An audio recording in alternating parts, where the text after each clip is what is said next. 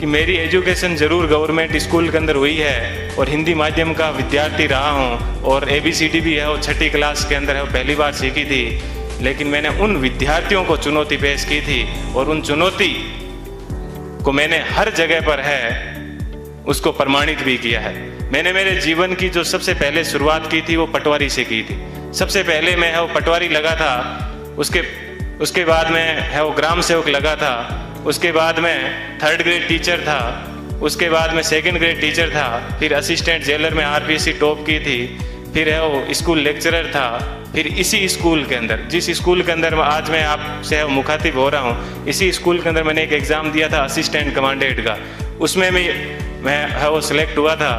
और उसके बाद में कॉलेज लेक्चरर भी मैं है वो रहा था। और फिर RS 2012 के अंदर 108वीं मेरी है वो मेरिट आई थी। तो उसके मैं वर्तमान में है वो राजस्थान तहसीलदार सेवा के अंदर हूँ। और वहाँ पर भी मैं एक आपको बात बताऊँगा। देखिए, ईश्वर अपने से क्या चाहता है, कब चाहता है कि अपने को जीवन में कभी भी उदास नहीं होना चाहिए।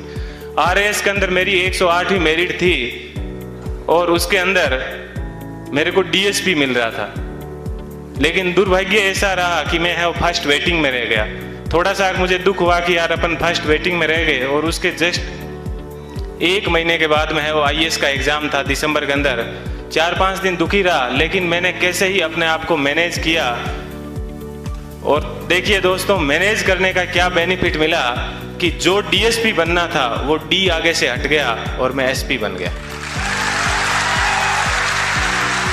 बात यह है कि अपन जीवन के अंदर चाहते क्या है, अपन अपने आप को कितना डिवोट कर पाते हैं। तो आज मुझे है वो IAS के अंदर 170वीं मेरिट है वो मिली और मैं जनरल कैटेगरी से है वो बिलोंग करता हूँ, तो मुझे IPS मिला।